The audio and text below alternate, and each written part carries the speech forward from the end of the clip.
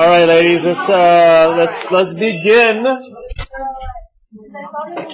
Okay, we left off. We just basically left off introducing Darwinian evolution. Okay, so let me ask you a question from your lab. How would Darwin explain the very high prevalence of the taster allele? It's actually one of your questions in discussion analysis, right? Sabrina, how is it an example of natural selection? Go ahead.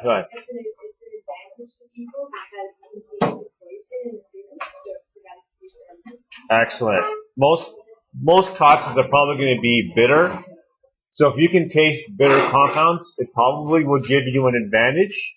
All right, and therefore, if you have an advantage in being able to taste bitter compounds, you would expect natural selection will increase the frequency of that allele.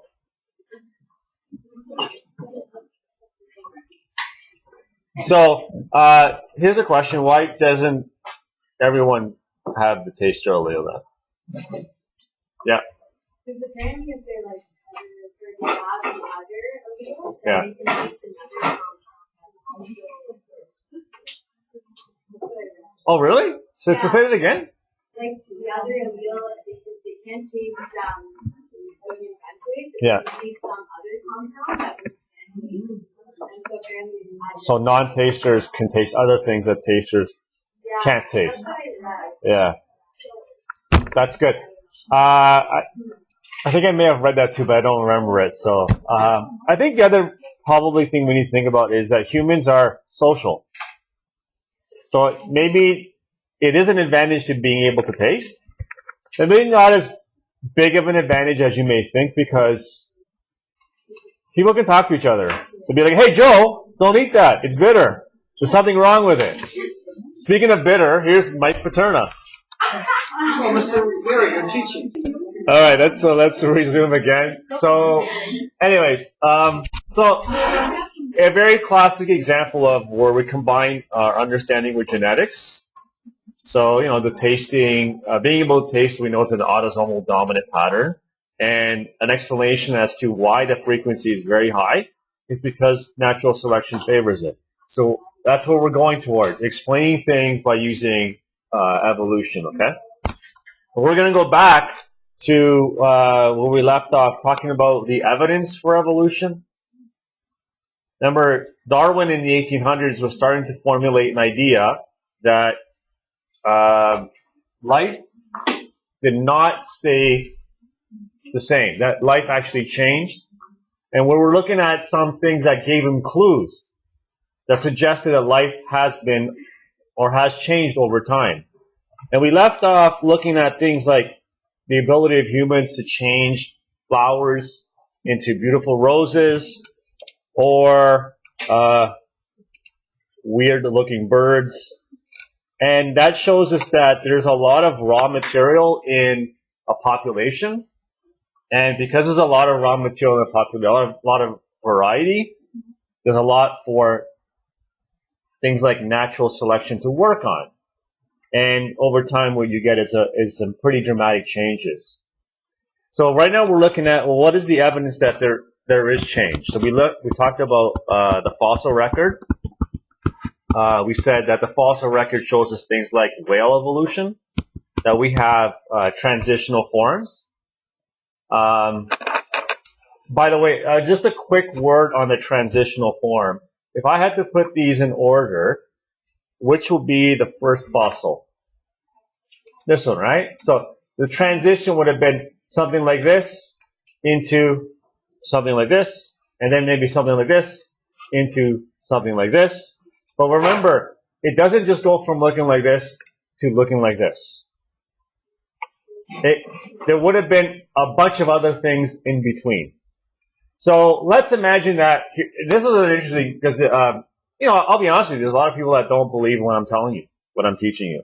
This whole unit, if you were to go to that depends on the country, but if you were to survey people in different parts of the world, you would get a different answer. But if you go to the U.S. and you ask, how many of you believe in evolution, that life has changed over time? I think it's like 50-50. That means that if I had a class, half my kids would be, yeah, I believe you. The other half would be like, what is this guy talking about, right?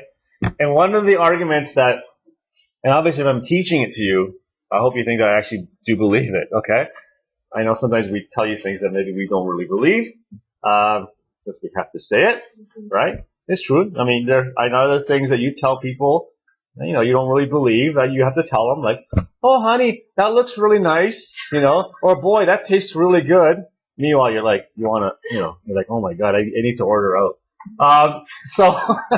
So here's an example. They will say like, well, where are the transitional forms, right? And here's the problem with transitional forms. Let's imagine that we have this skeleton over here, okay?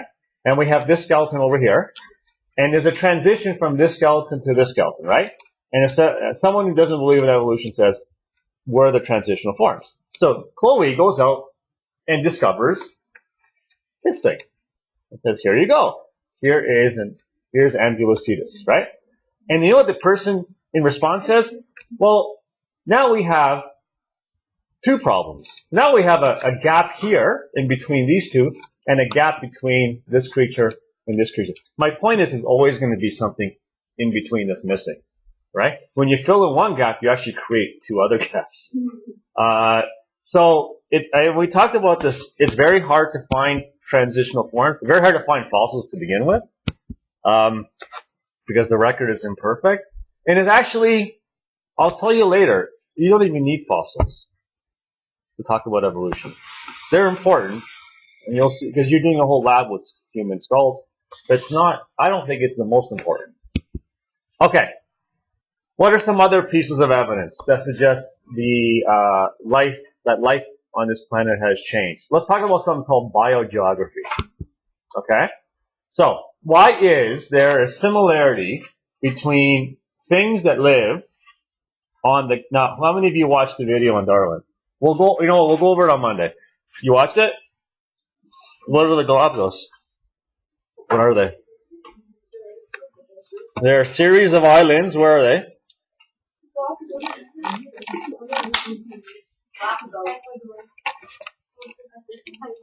So here they are right here. Yeah. So you can see where it is. It's right here at the Galapagos Islands. By the way, this is a picture of his voyage on the HMS Beagle. Well, yeah. Okay, good. So why is it that the specimens that live on this island closely resemble things from the west coast of South America? Why is that the case? So biogeography is trying to understand like the distribution of animals and plants around the world. And you're trying to understand it through the history of the world to see if it makes any sense. Give you an example. North Pole, South Pole. If I put you on a North Pole, South Pole, it will look very similar, right? It's very similar environment. But where do you find bears? Bears? Yeah. What kind of bears? Polar bears? Polar bears. Where are they? North Pole. Where? Nope. No bears in the South Pole. Where do you find penguins? Okay, so here's a question. Why? Why are the polar bears in the North Pole and the penguins in the South Pole? Angeli? Has to do with what they evolved from. What do you think polar bears evolved from? Bears. And where do bears reside? In the northern hemisphere.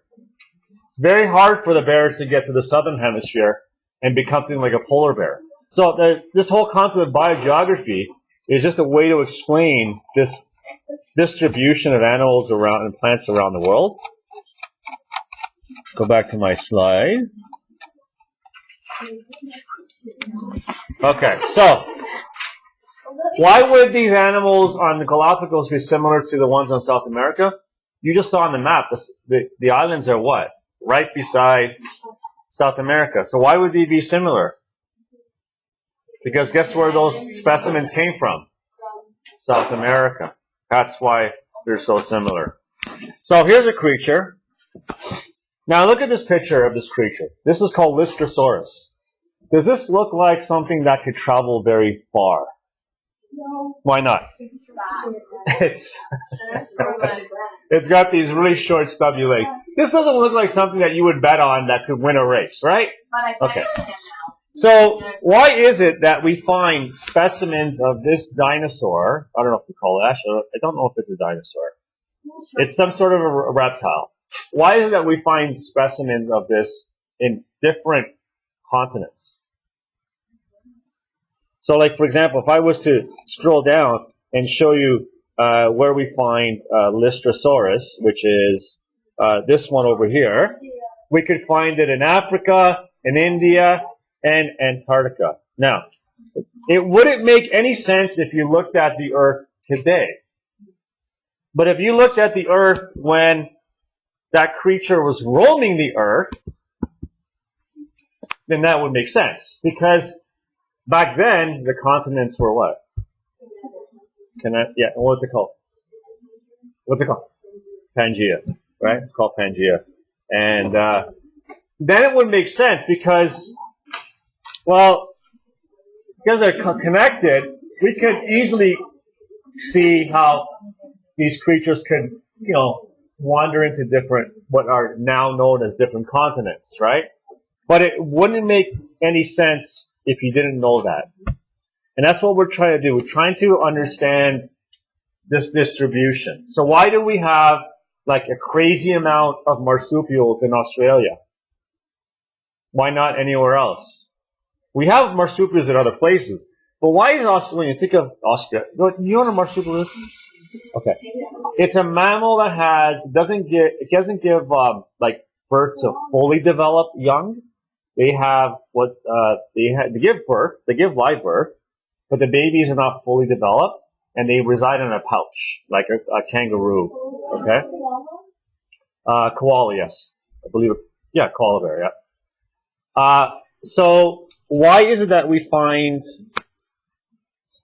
Australia has all of these marsupials? Well, the answer is when marsupials were on this planet, they're still on this planet, but when marsupials evolved, the continents were still connected. And some of them got to Australia, and when Australia drifted off, they were isolated. And the other types of mammals couldn't get to them because Australia had already split off. Now, we find modern day mammals in Australia because people have brought them over. Okay? But that's why there's so many marsupials in Australia, because they got trapped on that island and the island split off, the island being the entire continent of Australia. And the other mammals didn't get there.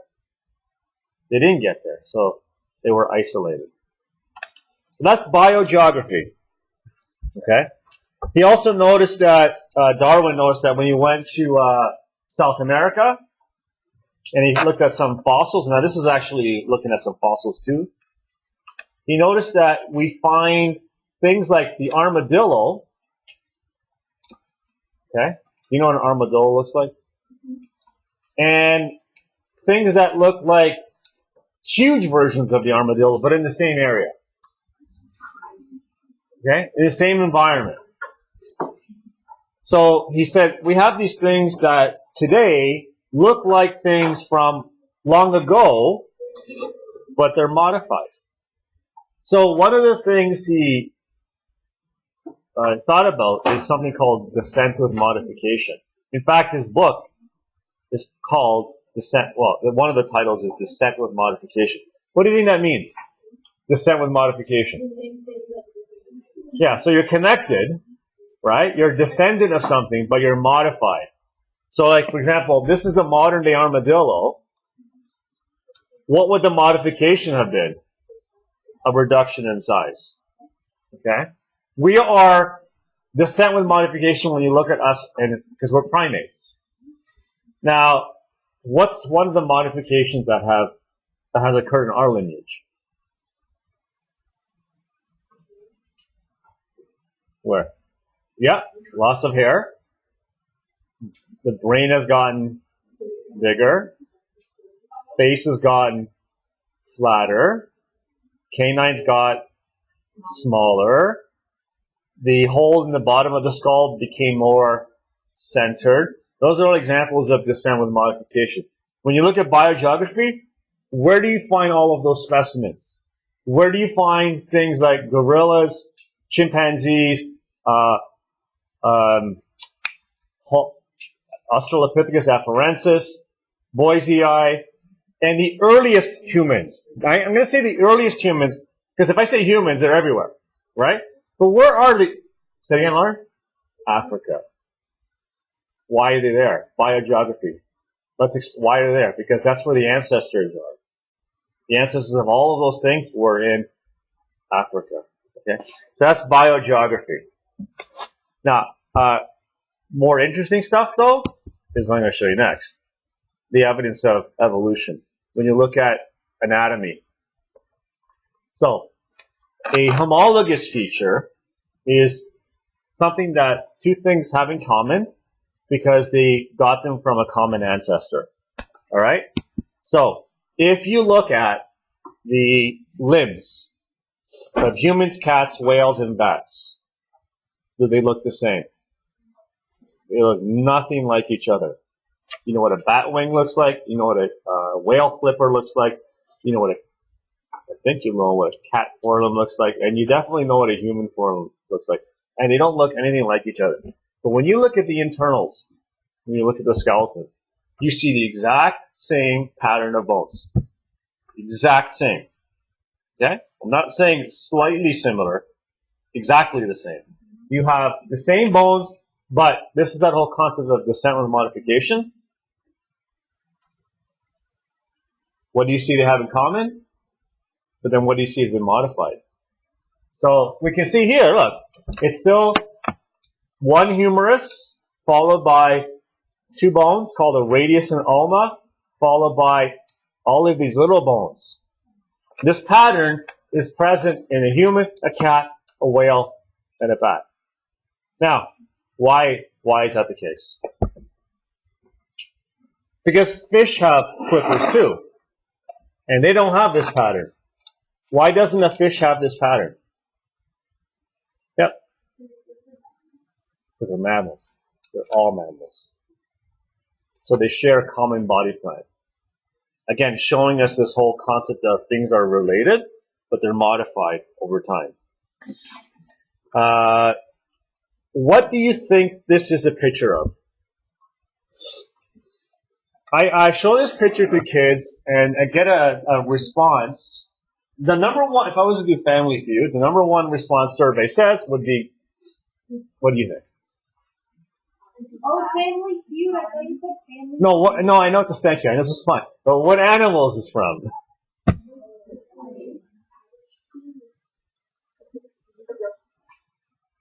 Well, actually, you guys are much smarter than other people in the past. They all thought it was, the long dog? The wiener dog? Yeah. They all thought, is that the wiener dog? No, it's not the wiener dog. I don't know. Maybe kids were not as smart back then. This is a skeleton of a big snake, a python. I was saying that. I was going to take pictures of Panda. Yeah. But what's interesting about the python is if you look towards the end, you see these things here? Those are limbs. Why do we see limbs on a big scary snake? Because they used to have limbs. If you look at the next unit, we do the diversity of living things, where we study the groups of animals and plants. We're going to focus on animals, but we talk about different things. Snakes belong to a group called tetrapods. Now, tetrapods means four limbs. Have you ever seen a snake with limbs? No. But guess, like whales, snakes evolved from four-limbed animals. Okay? Here's a manatee. Cute. It's a mammal. There are lots of examples of mammals that have gone back into the waters. and have become fully aquatic. Okay? Now, when we look at this, it's a mammal. What's interesting about this is when you look at the flippers. That's the arm. I mean, if I was to just show you this, and you can tell that the proportions look off, right? You can tell this is not a human arm. But if I showed you this, you'd be like, oh, that looks just like a human hand, doesn't it? Again, why? Why is this so similar? Why do they have fingernails? Why do they have fingernails? Wait, but are those fingers? Yeah, fingernails. Fingernails. Okay? So here's the question, why do they have fingernails? Because of mammals, right? They're modified mammals. They're mammals that have become fully aquatic now. By the way, it's not just animals that get modified. Living things get modified. So like, for example, spines on a cactus are just leaves. They're modified leaves. Flowers are modified leaves. Okay? There are lots of examples of things that have been modified over time from things that don't look anything like them. Now, be careful. We can look at a feature like this and we could say, all right, this tells us that these four things are related, right? The reason why they're related is because they have these features in common. But sometimes what happens is we get tricked. Okay? We look at something and we think that they are related because they have features in common. You're like, well, look, this thing, X has this, Y has this, they have them in common, they must be closely related. Be careful, because what happens is sometimes evolution will fashion things that make them look like something else. They'll make them look like they're related when we know they're not. I'll give you an example. If I was an alien and I visited Earth and I came across a butterfly and a bird and a human. Imagine I came across a butterfly, a bird, and a human. And I looked at the butterfly, looked at the bird, I'm like, oh, they have wings and they can fly. I look at that silly looking human, I'm like, he doesn't have wings, can't fly. I might accidentally think that the butterfly and the bird are closely related because they have wings. But I'd be tricked. Because what happened in that case is natural selection favored flight in both of those groups, but not because of a common ancestor. They evolved them independently. So going back to the example when I said that Sabrina cheated off Chloe, and the evidence was that, well, Sabrina's essay would look very similar to Chloe's. Sometimes that actually does happen. Sometimes maybe Sabrina didn't cheat off Chloe. Sometimes evolution will fashion things that look similar, but they're not similar at all. Like thorns and spines look similar, but they're actually modified from different things. So the spine comes from a leaf, the thorn comes from a different part of the plant. They look the same. I mean, you don't want to touch either one of them, right? But they're not actually the same thing. For example, we talked about wings. Okay. I gave you a shark, a whale, and a human. Right? Shark, a whale, and a human. And I said, now you know whales are what? Mammals. If I ask you this question, there's no way you're going to get it wrong. If I said to you, which two are more like each other, what would you tell me? Well, the human. But if you didn't know anything about their insides, okay, you would look at a whale, you would look at a shark, and you look at a human, you'd be like, the whale doesn't look like a human. It looks like a shark. It lives in the water. It's got the same shape as a shark, right? Why do they have the same shape? Because it's really hard to swim in the water if you're round, right? You have to have a particular shape to swim quickly. You have to be streamlined, kind of like an arrow to swim really quickly. So you expect them to look like each other. We don't have to swim quickly through water, right? So we have a different bunch of problems to worry about.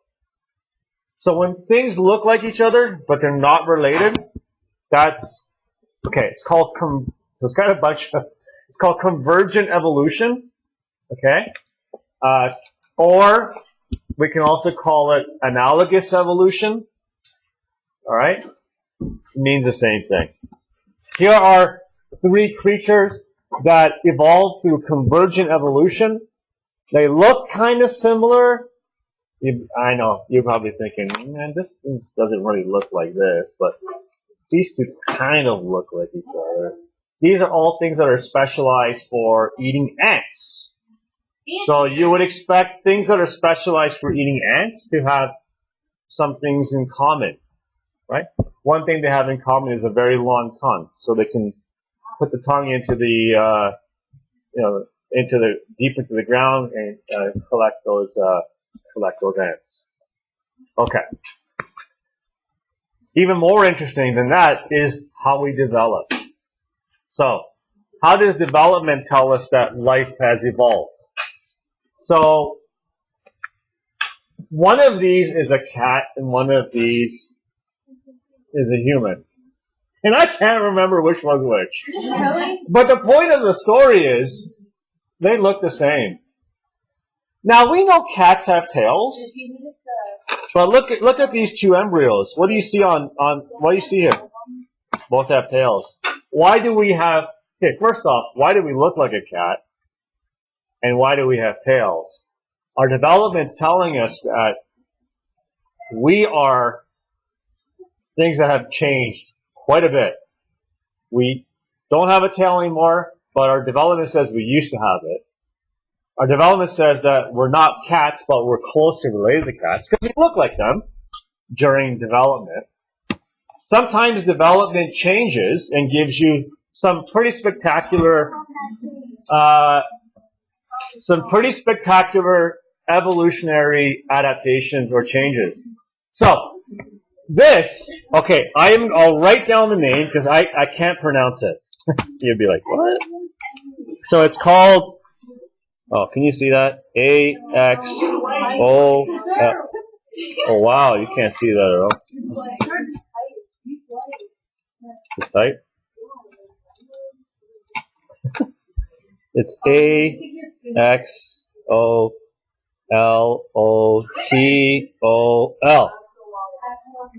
Something like that, I don't know. Anyways. It's a salamander. Now, salamander is a creature that we think of something that can live in, an amphibian that can live in water and on land, right? Now, what happens to most amphibians, not all, but most, is that they start off in the water, and then they undergo metamorphosis, and they become land animals. So they start off in the water, they start off with gills, so they can breathe the water, and then they change, like think of a tadpole, like a frog, tadpole, it has gills, and then it changes, and it loses the gills, and it lives on land, near the water, but it breathes through lungs. So it changes. But what's really interesting about this is that it didn't lose its gills. This is an adult salamander that actually has retained its gills. Now, the thing here is that if you're an adult now and you still have gills, this actually is a big change because you cannot go live on land anymore. You have to live full time in the water. So this is a reminder that you change development, you change a lot because development is big, right? Any little change in development is a pretty spectacular change. Now, the reason why I'm showing you this is because actually of the next slide, okay?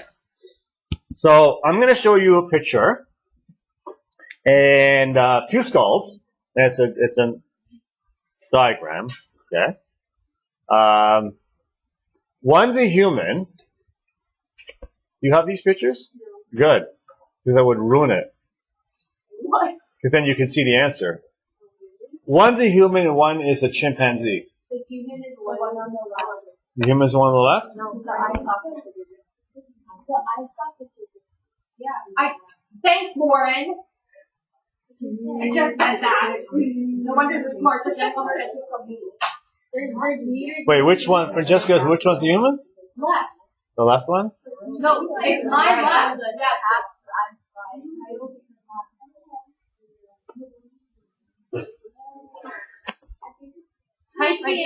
So, here's an example that is similar to this. Here, there was a change in the development of the salamander that produced a pretty big change because this salamander can no longer live on land. It has to stay in the water. Big change. If you look at our story, it's very similar. We start off looking like little chimpanzees. But what happens is chimpanzees rapidly develop. And their face gets longer. So you would have been wrong. You said the left one is a human. Hey. What happens is our development actually is pretty slow. A chimpanzee's face will grow really quickly. Ours doesn't. We actually retain juvenile characteristic of having a flat face. I'll give you the term for it. When you have a change in development where you retain juvenile characteristic, it's called paedomorphosis. Now, what does a pediatrician study? Kids. So paedomorphosis is a change in development that retains kid-like or juvenile characteristics. In this picture, what juvenile characteristic was retained? The gills. In here, the story is we retain the characteristic of the flat face. Why do you like little kittens? Why do you like little puppies? Because they have flat faces. Yes, they do. Look at a kitten, look at a puppy, and they have these really scrunched up flat faces. And what happens in development is the face starts to grow really quickly. We are, and don't take this the wrong way, retarded apes. Now, what I mean by that is the development of our face and our skull is retarded. It's slowed down. And it slows down so much that we don't even get that elongation of the face. In fact, what else happens is, notice the top of the skulls, you can see the lines, the plates. And you can see, in us we can still see them. But in the chimpanzee, it's pretty much gone. What did you notice about your skulls? You saw suture lines in what specimens? Just Homo sapiens, Homo neanderthalis, and Homo erectus. In the genus Homo, you see these suture lines. So we start to see evidence in our genus, which is just a name. We'll talk about what that means later. That the development started to slow down. Okay? And things started to change. And when I say we're retarded apes, I don't mean that we're mentally slow. I mean that the developmental timing is slow. Can you think of another organism, very famous organism, where the development slowed down in a body part that you're looking at thinking, man, that's a ridiculously small body part for a ridiculously large and scary animal? T-Rex. You ever see those dinosaurs? You ever see the dinosaurs and some of them have these really tiny forelimbs? You're like, what's going on over there? It's the same story. It's a developmental change. But instead of slowing down the development of the face, slow down the development of the forelimbs. Okay, I'm stopping there. All right, let's call that a day. All right, ladies, the end.